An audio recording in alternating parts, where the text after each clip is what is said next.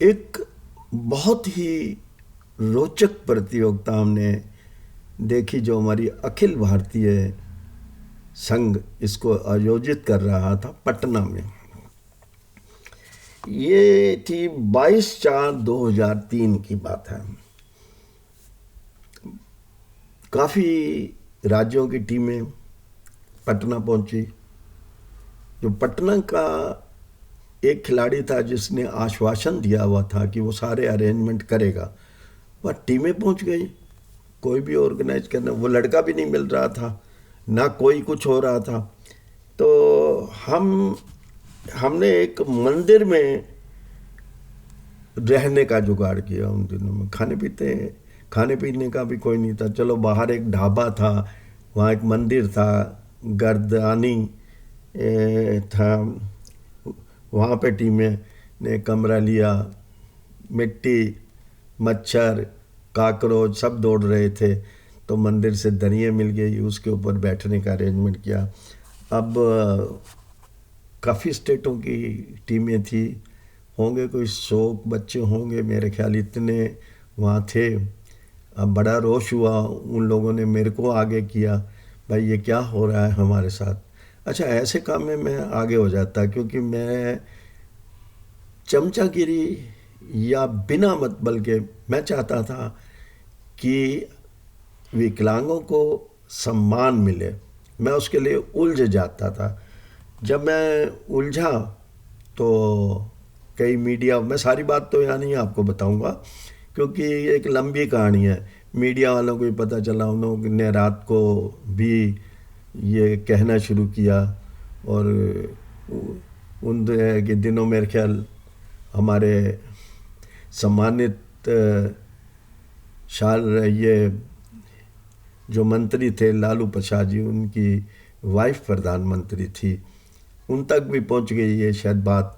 उसके बाद कि पप्पू यादव को भी सारी बात पहुंच गई कि ऐसा। रात तो काटी बहुत मुश्किल से काकरोचों के बीच में, उसमें या उस मंदिर के बाहर एक ढाबा सा था, वहाँ कोई छोटी मोटी हमने अपने पेट को भरा।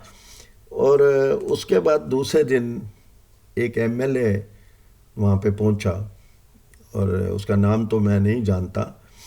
उसके बाद उसने ये संदेश दिया कि पप्पू यादव आ रहे हैं, या पप्पू यादव आए वहाँ पर।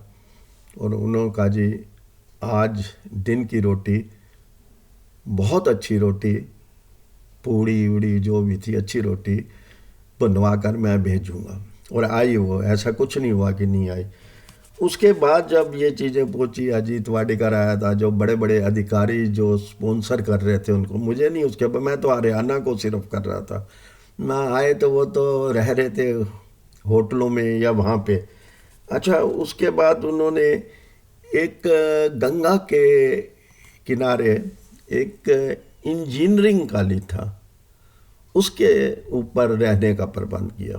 अब प्रबंध ये शायद या तो पप्पू यादव ने किया या उनके साथ कुछ एमएलए थे उन्होंने किया। वो हमारे साथ बैठे भी रहे काफ़ी देर तक, हमारे साथ बातचीत भी करते रहे। एक पेड़ के नीचे हम बैठे हुए थे, हमारी उन्होंने हर बात को सुना और बड़े प्यार से सुना। ये नहीं कि मतलब जितना सम्मान वो दे सकते दिया। और उन्होंने जो भोजन भी भेजा वो भर पेट था, और अच्छा भोजन उन्होंने कि भेजा। और उसके बाद हरियाणा की तरफ से मैंने कोशिश की करने की कि हमारी जो उससे पहले जो हमने कहा यार इतने गंदे माहौल में कैसे करेंगे, क्या इज्जत रह जाएगी विकलांगों की, तो ये इसको कैंसिल करवाओ। क्योंकि हर राज्य अपनी टीम को खुद लेके आता था, खुद खर्चा करता था, चाहे वो खुद करे, मेंबर करे या कोई स्पॉन्सर करे। हरियाणा में तो कोई करता ही नहीं था। हरियाणा तो एक ऐसी स्टेट बन गया था कि बिल्कुल ही, मैं अगर कभी जाऊं तो फाइलें फेंकी जाती थी क्रिकेट की खेल विभाग में। उसकी कहानी बड़ी अलग है। तो बड़ा अजीब सा लगा हमें ये। उसके बाद अच्छा लगा कि जब ये बात उजागर हुई तो इंजीनियरिंग कॉलेज जो गंगा के किनारे था, अच्छा प्रबंध किया गया, रहने का भी सहने का भी। तुम्हारे कि अगर एक लड़के ने सबसे मिलके हामी भरवाई हुई थी, वो आखिर में बेचारा नहीं कर सका था। हम उसकी हिम्मत को दाद देते हैं, और फिर उसके बाद पप्पू यादव को दाद देते हैं कि उसने सुना, उसने मीडिया में भी कहा, और फिर उसके बाद सरकार को भी दाद देते हैं अपना, जो अभी बहुत अच्छे तरीके से उन्होंने हमारे जो 5-6 दिन थे वो बिताए। धन्यवाद।